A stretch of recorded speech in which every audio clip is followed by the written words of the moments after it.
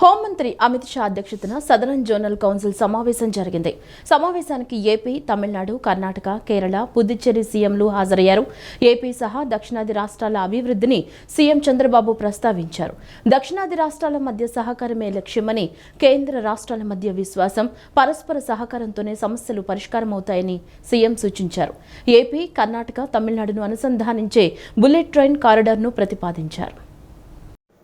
మహాబలిపురంలో కేంద్ర హోంమంత్రి అమిత్ షా అధ్యక్షతన జరిగిన 31వ సదరన్ జోనల్ కౌన్సిల్ సమావేశానికి ఏపీ సీఎం చంద్రబాబు, తమిళనాడు, కర్ణాటక, కేరళ, పుదుచ్చేరి ముఖ్యమంత్రులు హాజరయ్యారు. సమావేశంలో దక్షిణాది రాష్ట్రాల సమగ్రాభివృద్ధి, కేంద్ర రాష్ట్రాల మధ్య సహకారం, పెండింగ్ సమస్యల పరిష్కారంపై చంద్రబాబు పలు కీలక ప్రతిపాదనలు చేశారు. దక్షిణాది రాష్ట్రాల మధ్య సహకారమే లక్ష్యంగా ముందుకు సాగాలని, కేంద్రం, రాష్ట్రాల మధ్య విశ్వాసం, పరస్పర సహకారంతో సమస్యలను పరిష్కరించుకోవాలని సూచించారు. ఏపీ, కర్ణాటక, తమిళనాడును అనుసంధానించే బుల్లెట్ ట్రైన్ కారిడార్ ఏర్పాటు చేయాలని చంద్రబాబు ప్రతిపాదించారు. కుప్పం మీదుగా బుల్లెట్ ట్రైన్ నడపడంతో పాటు అమరావతి, బెంగళూరు, చెన్నై నగరాలను అనుసంధానించే సమగ్ర రవాణా వ్యవస్థ ఉండాలని కోరారు. దక్షిణాది రాష్ట్రాల్లో ఉమ్మడి లాజిస్టిక్స్ నెట్వర్క్, డ్రై పోర్టులు ఏర్పాటు చేయాలని, దక్షిణాది విద్యుత్ గ్రిడ్ను జాతీయ గ్రిడ్తో అనుసంధానించాలని సూచించారు. యూనివర్సిటీలు, స్కిల్లింగ్ సంస్థలతో ఉమ్మడి కన్సార్టియం ఏర్పాటు చేయడంతో పాటు విపత్తుల సమయంలో పరస్పరం సహకరించుకునే మ్యూచువల్ ఎయిడ్ ఫోర్స్ను ఏర్పాటు చేయాలని ప్రతిపాదించారు.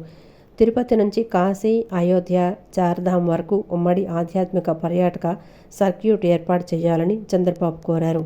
దేశ జీడీపీలో దక్షిణాది రాష్ట్రాల వాటా సుమారు 31% ఉందని, 2047 నాటికి దక్షిణాది ఆర్థిక వ్యవస్థ $10 ట్రిలియన్ చేరే అవకాశం ఉందని తెలిపారు. ఇక వికసిత్ భారత్ నిర్మాణంలో దక్షిణాది కీలక ఆర్థిక శక్తిగా ఎదగాలని ఆకాంక్షించారు. ఆంధ్రప్రదేశ్ విభజనకు సంబంధించిన పెండింగ్ సమస్యలను కూడా చంద్రబాబు సమావేశంలో ప్రస్తావించారు. విభజన చట్టంలోని షెడ్యూల్ 9, 10 సంస్థలు 12 ఏళ్లుగా ఇంకా విభజనకు నోచుకోలేదని, సమస్యల పరిష్కారానికి కేంద్రం వేగంగా చర్యలు తీసుకోవాలని కోరారు. వనరుల లోటు, సెక్షన్ 56కు సంబంధించిన అంశాలను పరిష్కరించాలని విజ్ఞప్తి చేశారు. Polavaram, south Coast railway zone, Amaravati ప్రాజెక్టులు కేంద్ర సహకారంతో సాకారం అవుతున్నాయని తెలిపారు. అమరావతికి చట్టబద్ధ రాజధాని హోదా సాధించామని పేర్కొన్నారు. దుగ్గరాజపట్నం పోర్టు, రిఫైనరీ ప్రతిపాదనలకు వేగంగా అనుమతులివ్వాలని, విశాఖ, విజయవాడ మెట్రో రైల్ ప్రాజెక్టులకు కేంద్రం అనుమతి ఇవ్వాలని చంద్రబాబు కోరారు. కడప జేఎస్డబ్ల్యూ రైల్వే లింకుకు కూడా కేంద్ర అనుమతులు ఇవ్వాలని విజ్ఞప్తి చేశారు. గోదావరి, కావేరి నదుల అనుసంధానం ద్వారా 500 టీఎంసీలకు పైగా నీటిని మళ్లించే ప్రతిపాదనను చంద్రబాబు ప్రస్తావించారు. ఈ అనుసంధానంతో తమిళనాడు నీటి సమస్యకు శాశ్వత పరిష్కారం లభిస్తుందన్నారు. ఏపీ, తెలంగాణ, కర్ణాటక, తమిళనాడు రాష్ట్రాలు నదీ జలాల అంశంలో సమన్వయంతో ముందుకు సాగాలని సూచించారు. గంగా, కావేరి నదుల అనుసంధానానికి దీర్ఘకాలిక జాతీయ ప్రణాళిక అవసరమని, నదుల అనుసంధానంపై కాల పరిమితితో కూడిన డిపిఆర్లు అనుమతులివ్వాలని కోరారు. సహకారం, సమన్వయంతోనే దక్షిణాది రాష్ట్రాల అభివృద్ధి సాధ్యమని చంద్రబాబు పేర్కొన్నారు. ఆయన ప్రసంగాన్ని దక్షిణాది రాష్ట్రాల ముఖ్యమంత్రులు ప్రశంసించారు.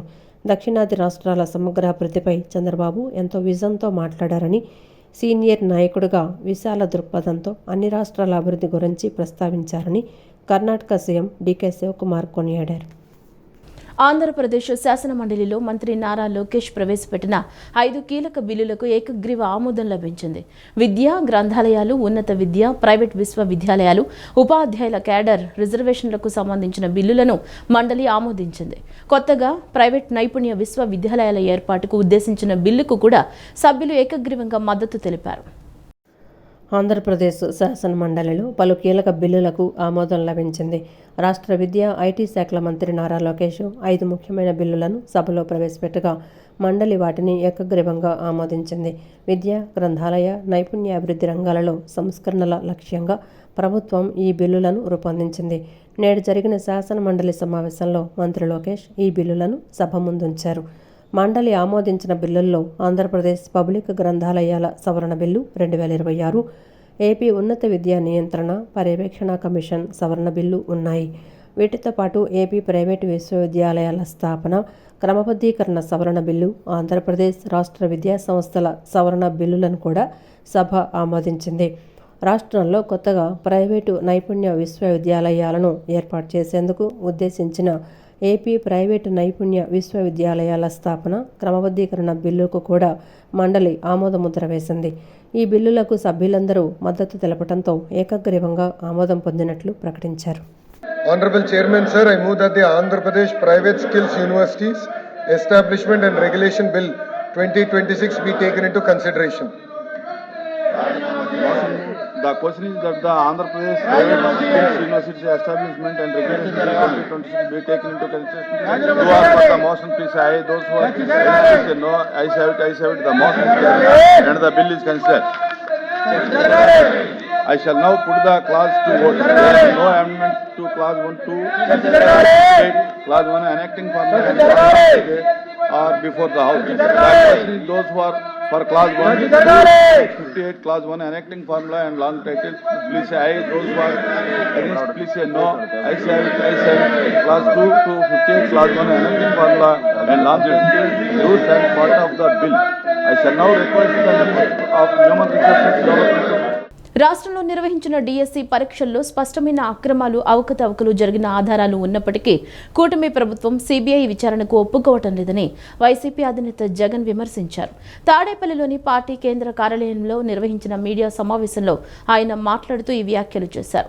ఏపీ డిఎస్సి నియామక చరిత్రలోనే ఎప్పుడు లేని విధంగా ప్రశ్నాపత్రం తయారీ, పరీక్షల నిర్వహణ బాధ్యతలను ఒకే అధికారి చేతిలో పెట్టారని జగన్ విమర్శించారు. స్వయంగా మంత్రి నారా లోకేష్ సభలో ఈ విషయాన్ని అంగీకరించారని, ఇలా రెండు ఒకే వ్యక్తికి అప్పగించడమే లీకేజీలకు, డిఎస్సి స్కామ్ కు బీజం వేసిందని ఆరోపించారు. దీనిపై పారదర్శకత కోసం సిబిఐ విచారణ జరిపించాల్సిందేనని అన్నారు. మేము ఇప్పటి వరకు ఏ అంశాలైతే ప్రజల ముందు ఉంచామో అవన్నీ కూడా వాస్తవమేనని క్రమంగా ప్రభుత్వమే అంగీకరించే కార్యక్రమం కూడా చేసింది.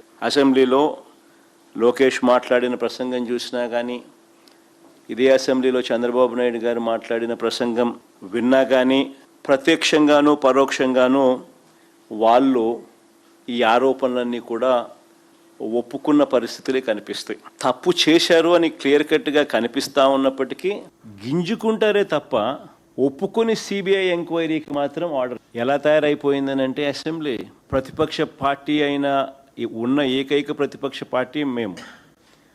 మాకు ప్రతిపక్ష పార్టీ కింద మమ్మల్ని యాక్సెప్ట్ చేస్తే మాకు ప్రతిపక్ష హోదా ఇవ్వాల్సి వస్తుంది. ప్రత్యర్థి జట్టు లేని చోట బౌలింగు ఫీల్డింగ్ కూడా లేకుండా తండ్రి కొడుకులు ఇద్దరు మాత్రమే బ్యాటింగ్ చేస్తూ ఉన్నారు. ఎల్నినో ప్రభావంతో వర్షాభావం, అనిశ్చిత వర్షపాతం పరిస్థితులు తలెత్తే అవకాశం ఉన్న నేపథ్యంలో రైతులు పంటల బీమా విషయంలో అప్రమత్తంగా ఉండాలని రాష్ట్ర వ్యవసాయ శాఖ మంత్రి కింజరపు అచ్చెన్నాయుడు సూచించారు.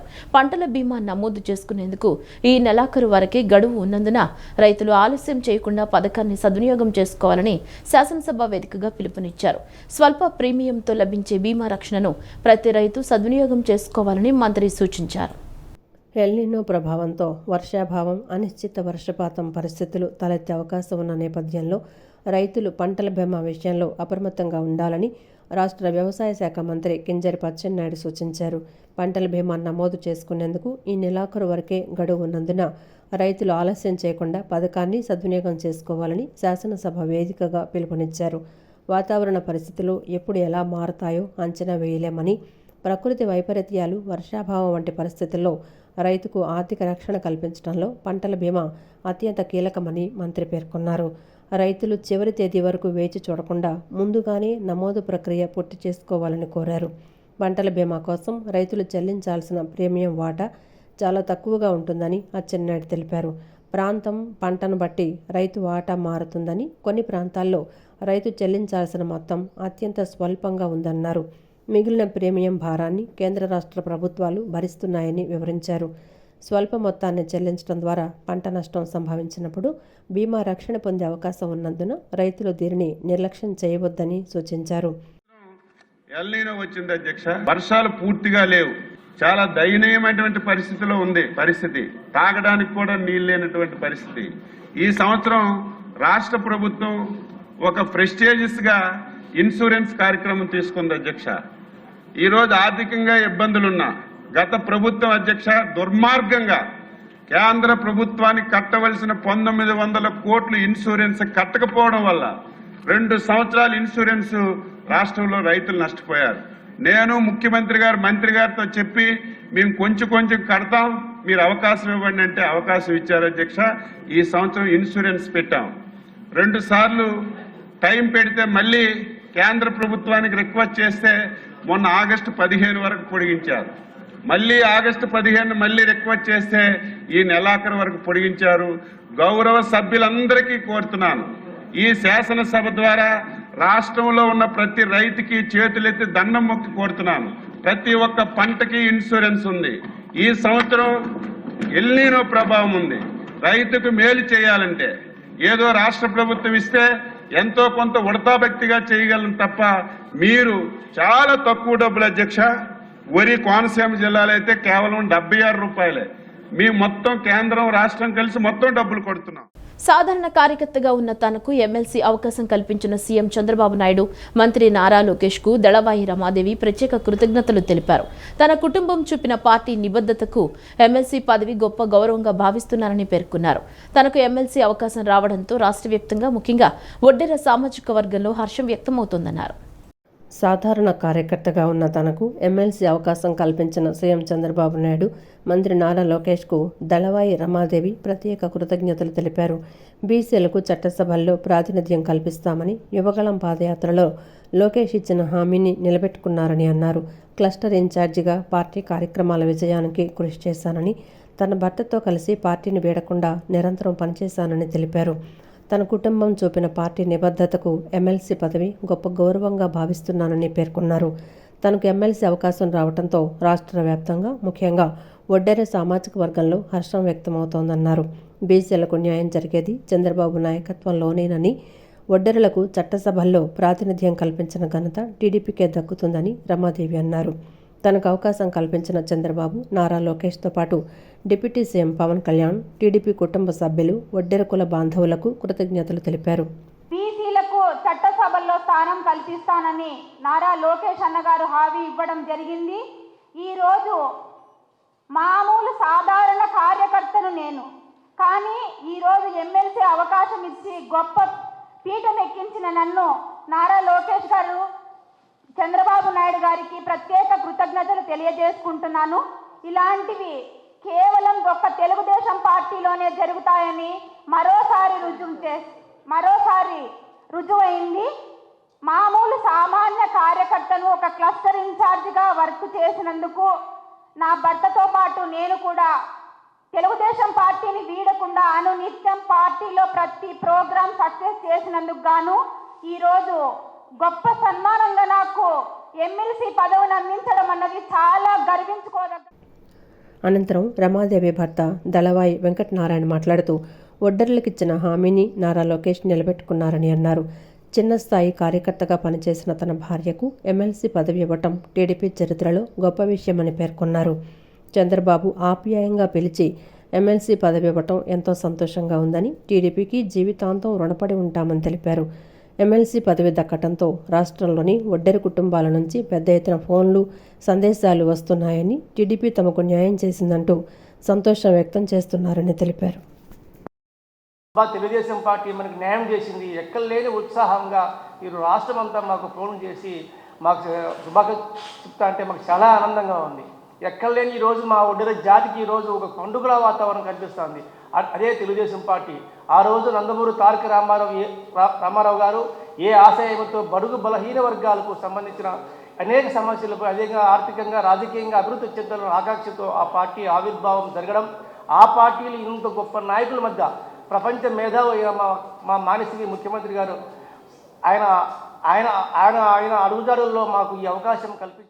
బీసీలకు పెద్దపీట వేసిన ఏకైక పార్టీ తెలుగుదేశం పార్టీ అని ఎమ్మెల్సీ మండలి చీఫ్ విప్ పంచుమర్తి అనురాధ అన్నారు. ఎన్టీఆర్ నుంచి చంద్రబాబు వరకు బీసీల అభ్యున్నతికి టీడీపీ అనేక సంక్షేమ కార్యక్రమాలు అమలు చేసిందని, స్థానిక సంస్థల్లో రిజర్వేషన్లతో పాటు రాజకీయ ప్రాతినిధ్యం కల్పించేందుకు కృషి చేసిందని తెలిపారు. జగన్ హయాంలో బీసీలకు 34% ఉన్న స్థానిక సంస్థల రిజర్వేషన్లను 16% తగ్గించి వారి రాజకీయ అవకాశాలను దెబ్బతీశారని విమర్శించారు. బీసీల రక్షణ బిల్లు కూడా ఈ సమావేశాల్లో ఆమోదం పొందిందని, బీసీల సంక్షేమం, రాజకీయ ప్రాతినిధ్యం కోసం చంద్రబాబు, నారా లోకేష్ నిరంతరం కృషి చేస్తున్నారని అనురాధ పేర్కొన్నారు. మరి 34% లోకల్ బాడీ రిజర్వేషన్స్ ఉంటే కూడా దానికి కోత కోసి 16,000 మంది బీసీలని లీడర్లు కానీయకుండా చేసిన హీన చరిత్ర గొడ్డల పార్టీది, ముఖ్యంగా జగన్మోహన్ రెడ్డిది.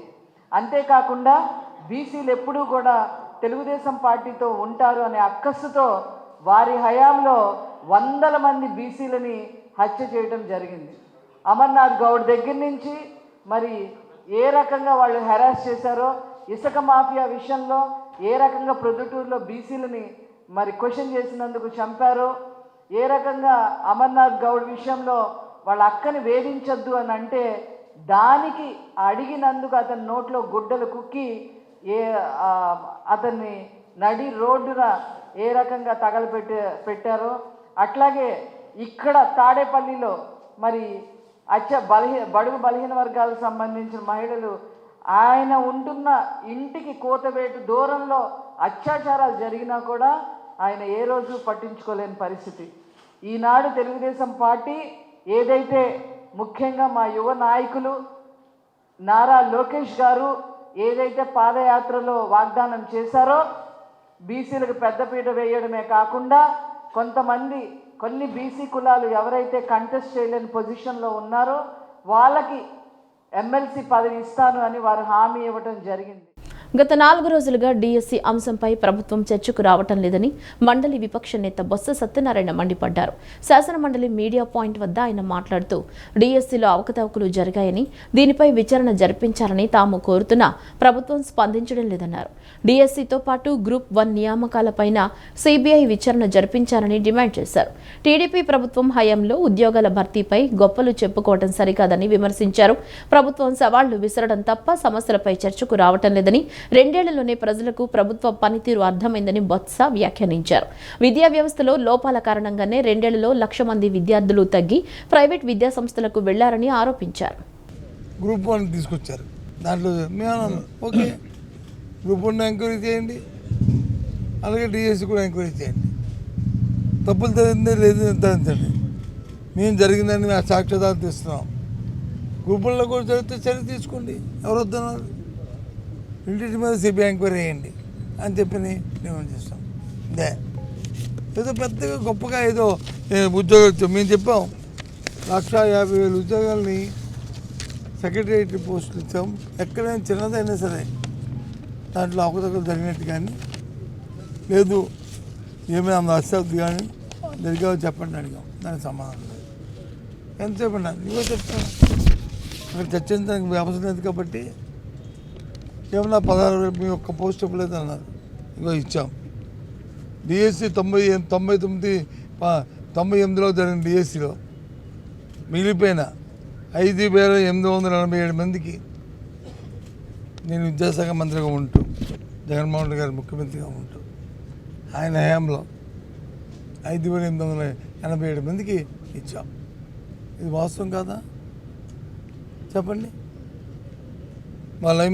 వాళ్ళు డిఎస్సి పరీక్ష రాసిన వాళ్ళు కాదు, వాళ్ళకి ఎందుకు ఉద్యోగాలు? మరి ఫీజు రియంబర్స్మెంట్ బకాయిలు విడుదల చేసి విద్యార్థులకు ఇచ్చిన హామీలను ప్రభుత్వం నెరవేర్చాలని ఏఐఎస్ఎఫ్ రాష్ట్ర అధ్యక్షుడు గుజ్జుల వలరాజు డిమాండ్ చేశారు. ప్రభుత్వ వైద్య కళాశాలను పరిరక్షించి మెడికల్ సీట్లు పెంచడంతో పాటు యూనివర్సిటీల్లో ఖాళీ పోస్టులు భర్తీ చేసి నిధులు పెంచాలని కోరారు. ఎన్టీఏను రద్దు చేసి రాష్ట్రాలకు స్వయం ప్రతిపత్తి కల్పించాలని, హామీలు నెరవేర్చే వరకు తమ పోరాటం కొనసాగుతుందని వలరాజు హెచ్చరించారు. విద్యారంగంలో నెలకొన్న సమస్యలను పరిష్కరించాలని డిమాండ్ చేస్తూ ఏఐఎస్ఎఫ్ విజయవాడ నగర సమితి ఆధ్వర్యంలో ర్యాలీ నిర్వహించారు. భవానీపురంలోని వైఎస్ఆర్ విగ్రహం నుంచి స్వాతి సెంటర్ వరకు ర్యాలీ కొనసాగింది. ఈ సందర్భంగా ఏఐఎస్ఎఫ్ రాష్ట్ర అధ్యక్షుడు గుజ్జుల వలరాజు మాట్లాడుతూ కూటమి ప్రభుత్వం విద్యార్థులకు ఇచ్చిన హామీలను నెరవేర్చలేదని విమర్శించారు. ఫీజు రియంబర్స్మెంట్ బకాయిలు విడుదల చేయాలని, 77 జీవోను రద్దు చేయాలని, ప్రభుత్వ వైద్య కళాశాలలను పరిరక్షించడంతో పాటు మెడికల్ సీట్లను పెంచాలని డిమాండ్ చేశారు. యూనివర్సిటీల్లో ఖాళీగా ఉన్న ప్రొఫెసర్ పోస్టులను భర్తీ చేసి నిధులు పెంచాలని, ఎస్సీ ఎస్టీ బీసీ సంక్షేమ వసతి గృహాలకు సొంత భవనాలు కల్పించాలని కోరారు. పేపర్ లీకేజీలను అరికట్టి ఎన్టీఏను రద్దు చేసి రాష్ట్రాలకు స్వయం ప్రతిపత్తి కల్పించాలని డిమాండ్ చేశారు. విద్యార్థులకు ఇచ్చిన హామీలను నెరవేర్చే వరకు తమ పోరాటం కొనసాగుతుందని వలరాజు హెచ్చరించారు. అని చెప్పినటువంటి కూటమి ప్రభుత్వం రియంబర్స్మెంట్ బకాయిలు విడుదల చేయలేదు, 77 జీవోను రద్దు చేయలేదు. అదేవిధంగా మెడికల్ కళాశాల పరిరక్షణ చేయలేదు. పైపెచ్చు మెడికల్ కళాశాలను అమ్ముతూ ఉన్నారు, మెడికల్ సీట్లు పెంచడం లేదు. ఈ కళాశాలను నడపలేమని చెప్పి ఎన్ఎంసీకి లెటర్ రాసినటువంటి దుర్మార్గమైనటువంటి ప్రభుత్వం ఈ కూటమి ప్రభుత్వం. అందుకోసమే ఇవాళ మేము వీటన్నిటిని భర్తీ చేయాలి. యూనివర్సిటీ కేంద్రాల్లో ప్రొఫెసర్ పోస్టులు, అదేవిధంగా యూనివర్సిటీలకు నిధులు, అదేవిధంగా ఎస్సీ ఎస్టీ బీసీ సంక్షేమ వసతి గృహాలకు ఏదైతే పెరిగిన ధరలకు అనుగుణంగా నిధులు, సొంత భవనాలు అలా విధంగా అందించాలని చెప్పి మేము డిమాండ్ చేస్తా ఉన్నాం. గత ప్రభుత్వం రాజకీయ ప్రయోజనాల కోసం పంచాయతీ వ్యవస్థను బలహీనపరిచిందని గన్నవరం ఎమ్మెల్యే యార్లగడ్డ వెంకట్రావు విమర్శించారు. గన్నవరం నియోజకవర్గంలోని 84 గ్రామ పంచాయతీలకు రావాల్సిన రిజిస్ట్రేషన్ ఛార్జీల వాటా సిఆర్డీఏ నిధులను వెంటనే విడుదల చేయాలని కోరారు. వెంకట్రావు సూచనల్ని ప్రభుత్వం పరిగణలోకి తీసుకుంటుందని, రిజిస్ట్రేషన్ ఛార్జీల వాటా నిధులపై అధికారులతో మాట్లాడి వివరాలు తెప్పించుకుని సమస్యను పరిష్కరిస్తామని మంత్రి నాదెండ్ల మనోహర్ హామీ ఇచ్చారు. పంచాయతీరాజ్ వ్యవస్థను బలోపేతం చేసేందుకు కూటమి ప్రభుత్వం అనేక సంస్కరణలు చేపట్టిందని ప్రభుత్వ విప్ గన్నవరం ఎమ్మెల్యే యార్లగడ్డ వెంకట్రావు అన్నారు. శాసనసభలో మాట్లాడుతూ గత ప్రభుత్వం రాజకీయ ప్రయోజనాల కోసం పంచాయతీ వ్యవస్థను బలహీనపరిచిందని విమర్శించారు. మండల, జిల్లా పరిషత్తుల్లో 2 ఉపాధ్యక్షుల విధానాన్ని రద్దు చేసి ఒక్కొక్క ఉపాధ్యక్షుడిని ఏర్పాటు చేయడం సరైన నిర్ణయమన్నారు. రాష్ట్ర వ్యాప్తంగా 13,325 గ్రామ పంచాయతీల్లో ఒకే రోజు గ్రామ సభలు నిర్వహించడంతో పాటు సర్పంచుల విజ్ఞప్తి మేరకు 15వ ఆర్థిక సంఘం నిధులు 4,200 కోట్లు విడుదల చేయడం అభినందనీయమన్నారు. గత ప్రభుత్వం పంచాయతీలకు కేంద్రం విడుదల చేసిన 12,000 కోట్ల నిధులను దారి మళ్లించిందని వెంకట్రావు ఆరోపించారు. జల్ జీవన్ మిషన్ కింద 95.44 లక్షల నీటి కనెక్షన్ల లక్ష్యాన్ని పూర్తి చేసేందుకు గడువును 2028 జూలై 30 వరకు కేంద్రం పొడిగించిందన్నారు. 7,244 క్లస్టర్ల పంచాయతీ విధానాన్ని రద్దు చేసి గ్రామ పంచాయతీని స్వతంత్ర పరిపాలనా యూనిట్గా మార్చామని, పంచాయతీల పునర్వ్యవస్థీకరణతో పాటు ఉద్యోగులకు పదోన్నతులు కల్పించామని తెలిపారు. అధికారప్రాయంగా పోస్టులు క్రియేట్ చేసింది తప్ప వాటి వల్ల ఉపయోగం లేదని ప్రభుత్వం భావించి సంస్కరణలు తీసుకొచ్చి ఒకే వైస్ చైర్మన్ జిల్లా పరిషత్కి, ఒక వైస్ ప్రెసిడెంటే మండల పరిషత్కి తీసుకున్న నిర్ణయాన్ని స్వాగతిస్తూ, అలాగే అధ్యక్ష బలహీన వర్గాలకి ఈ పదవులు ఇచ్చామని చెప్పి మభ్యపెట్టి సెంట్రిక్గా అంతా జగన్మోహన్ గారి చుట్టూనే తిప్పుకున్న పరిస్థితి మనం గత ప్రభుత్వం చూసాం అధ్యక్ష. అలాగే కూటమి ప్రభుత్వం రాష్ట్ర వ్యాప్తంగా ఒకే రోజు అక్టోబర్ 14 13,325 పంచాయతీల్లో గ్రామసభ నిర్వహించి, అలాగే సర్పంచుల కోరిక మేరకు ఆర్థిక సంఘం నిధులు కూడా 4,200 కోట్లు విడుదల చేసింది అధ్యక్ష. అలాగే ఎస్ఎన్ఏ స్పార్ష్ విధానాన్ని అమలు చేసిన తొలి రాష్ట్రం ఆంధ్రప్రదేశ్ రాష్ట్రం అధ్యక్ష. గత ప్రభుత్వం రాష్ట్రానికి కేంద్రం విడుదల చేసిన నిధుల్లో 12,000 కోట్లు దారి మళ్లించి పంచాయతీ వ్యవస్థని భ్రష్టు పట్టించిన పరిస్థితి అధ్యక్ష. అలాగే మన ప్రభుత్వం పెండింగ్లో ఉన్న 15వ ఆర్థిక సంఘం నిధుల్ని 4,200 కోట్లు విడుదల చేసినందుకు పవన్ కళ్యాణ్ గారికి ధన్యవాదాలు తెలియజేస్తూ, ఇంటింటికి తాగునీరు అందించాలన్న జల్ జీవన్ మిషన్ లక్ష్యం దాన్ని కూడా గాలికి వదిలేసి గత ప్రభుత్వం వదిలేస్తే టైం కూడా ఎక్స్పైర్ అయిపోతే మళ్ళీ ప్రభుత్వం అధికారంలోకి వచ్చిన తర్వాత కూటమి ప్రభుత్వం విజ్ఞప్తి మేరకు 95.44 లక్షల కలెక్షన్ ఇవ్వడానికి గడువుని కేంద్ర ప్రభుత్వం 2028 జూలై 30 వరకు పొడిగించడం, అలాగే గతంలో 7,244 క్లస్టర్స్ గ్రామ పంచాయతీ వ్యవస్థను రద్దు చేసి పంచాయతీని స్వతంత్ర పరిపాలనా యూనిట్గా మార్చాం అధ్యక్ష. 2047 నాటికి భారత్ను వికసిత భారత్గా తీర్చిదిద్దడంలో యువత కీలక పాత్ర పోషించాలని బీజేవైఎం రాష్ట్ర అధ్యక్షుడు సునీల్ రెడ్డి పిలుపునిచ్చారు. భారతీయ జనతా యువమోర్చా ఆధ్వర్యంలో వికసిత Bharat young political leaders dialogue కార్యక్రమాన్ని ఈ నెల 22, 23 తేదీల్లో విజయవాడలోని స్కూల్ ఆఫ్ ప్లానింగ్ అండ్ ఆర్కిటెక్చర్లో నిర్వహిస్తున్నట్లు తెలిపారు. దేశ నిర్మాణంలో రాజకీయాలతో పాటు వివిధ వృత్తుల్లో ఉన్న యువత భాగస్వామ్యం కావాలన్న లక్ష్యంతో ఈ కార్యక్రమాన్ని రూపొందించినట్లు సునీల్ రెడ్డి తెలిపారు. సదస్సు ప్రారంభ కార్యక్రమానికి బీజేపీ రాష్ట్ర అధ్యక్షుడు పివిఎన్ మాధవ్తో పాటు గోవా ముఖ్యమంత్రి ప్రమోద్ సావంత్ ముఖ్య అతిథులుగా హాజరవుతారని తెలిపారు. బీజేపీ రాష్ట్ర కార్యాలయంలో నిర్వహించిన పాత్రికేయుల సమావేశంలో బీజేవైఎం రాష్ట్ర అధ్యక్షుడు సునీల్ రెడ్డి మాట్లాడారు. భారతీయ జనతా యువమోర్చా ఆధ్వర్యంలో Viksit Bharat young political leaders dialogue కార్యక్రమాన్ని ఈ నెల 22, 23 తేదీల్లో విజయవాడలోని స్కూల్ ఆఫ్ ప్లానింగ్ అండ్ ఆర్కిటెక్చర్లో నిర్వహిస్తున్నట్లు తెలిపారు. 25 నుంచి 35 ఏళ్ల మధ్య వయసున్న యువతను ఎంపిక చేసి 28 జిల్లాల నుంచి సుమారు 500 మంది ప్రతినిధులను సదస్సుకు ఆహ్వానించినట్లు చెప్పారు. న్యాయవాదులు, వైద్యులు, చార్టెడ్ అకౌంటెంట్లు, రైతులు, పారిశ్రామికవేత్తలు, శాస్త్రవేత్తలు, ఇంజనీర్లు, విద్యార్థులు తదితర వివిధ రంగాలకు చెందిన యువత ఇందులో పాల్గొంటారని వివరించారు. 2047 నాటికి భారత్ అభివృద్ధి చెందిన దేశంగా ఎదగాలంటే ప్రతి రాష్ట్రం, జిల్లా, గ్రామం కూడా అభివృద్ధి చెందాల్సిన అవసరం ఉందన్నారు. వికసిత్ భారత్తో పాటు వికసిత్ ఆంధ్రప్రదేశ్, వికసిత్ జిల్లాల నిర్మాణంలో యువత పాత్రపై సదస్సులో చర్చిస్తామని తెలిపారు. యువ ప్రతినిధులు తమ జిల్లాలు, గ్రామాలకు వెళ్లి అభివృద్ధిలో భాగస్వాములు కావాల్సిన మార్గాలపై కూడా చర్చిస్తామని చెప్పారు. రాబోయే తరానికి అమరావతిని మనం తీసుకొచ్చేటువంటి ప్రయత్నం చూస్తున్నాం. దాంతోపాటు ఆంధ్రప్రదేశ్లో ఒక ప్రముఖమైనటువంటి నగరం అమరావతి. సో ఇటువంటి ప్రాంతంలో ఈ కార్యక్రమం పెడితే బాగుంటుందనేటువంటి ఒక ఉద్దేశంతో మనం ఈ కార్యక్రమం పెట్టడం జరిగింది. Viksit Bharat young political leader delegate కార్యక్రమం దేశంలో నరేంద్ర మోడీ గారి నాయకత్వంలో ఢిల్లీలో ఒకసారి కార్యక్రమం జరిగింది. సో ఆ తర్వాత ఆంధ్రప్రదేశ్లో ఈ కార్యక్రమం పెట్టాలి. రాబోయేటువంటి జనరేషన్స్కి వికసిత్ భారత్ యొక్క రోల్ ఏంటో తెలియాలి. ఆ వికసిత్ భారత్లో ఈ దేశంలో, ఈ రాష్ట్రంలో ఉన్నటువంటి యువత పాత్ర ఏంటో వాళ్ళకి కూడా ఒకసారి తెలియజేయాలనే ఉద్దేశంతో 25 సంవత్సరాల నుంచి 35 సంవత్సరాల ఏజ్ క్రైటీరియా ఉన్నటువంటి వాళ్ళని ఈ కార్యక్రమంలో మనం ఎలిజిబిలిటీ క్రైటీరియా కింద తీసుకున్నాం. దానితో పాటు దీంట్లో 500 మంది ప్రతినిధులుగా పాల్గొనబోతున్నారు. ఈ 500 మంది ప్రతినిధులు కూడా సెలెక్టెడ్గా ఒక నెల నుంచి ఎన్వాల్వ్మెంట్ చేయడం, రిజిస్ట్రేషన్స్ చేసుకోవడం. సో వాళ్ళని మనం స్క్రూటినీ చేసి ఈ యొక్క కార్యక్రమాన్ని ఆహ్వానిస్తున్నాం. భారతదేశానికి యువ ప్రధానమంత్రిగా మహోన్నత సేవలు అందించిన రాజీవ్ గాంధీ ఆశయ సాధనే కాంగ్రెస్ పార్టీ ధ్యేయమని విజయవాడ నగర కాంగ్రెస్ పార్టీ అధ్యక్షులు నరహరిశెట్టి నరసింహారావు అన్నారు. దేశ ఆర్థిక రంగంలో అనేక సంస్కరణలను తీసుకువచ్చి దేశ అభ్యున్నతికి విశేష కృషి చేసిన దేశభక్తుడు రాజీవ్ గాంధీ అని ఆయన సేవలను స్మరించారు.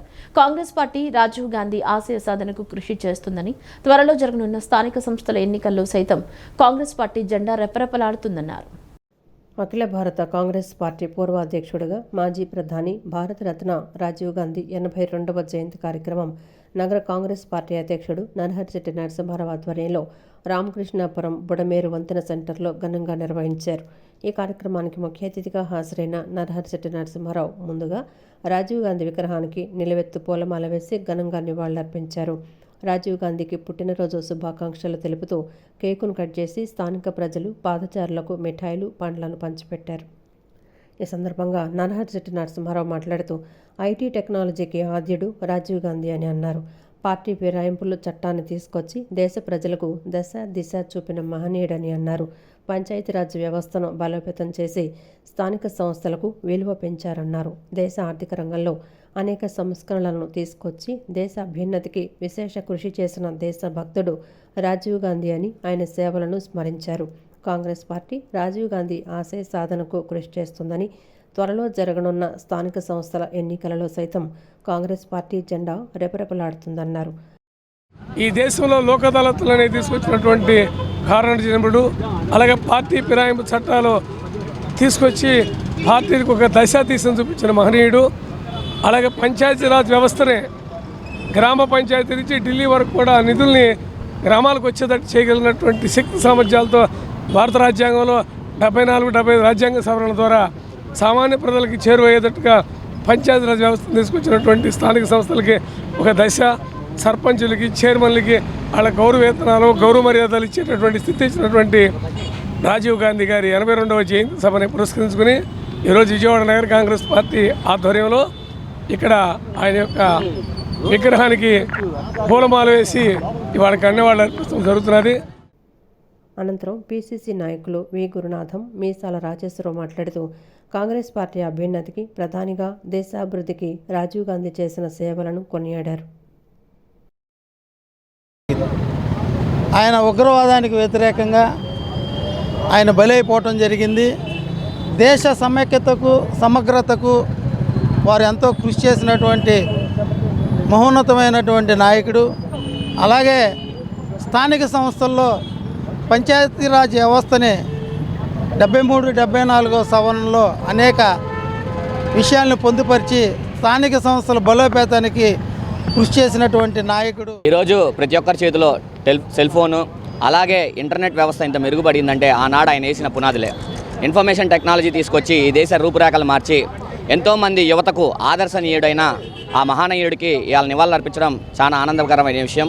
అలాగే ఆయన అడుగుజాడల్లో నేటి యువజన కాంగ్రెస్ అలాగే యువతరం కూడా ఆయన ఆలోచనలు ఆయన అడుగుజాడల్లో ముందుకు వెళ్ళాలి.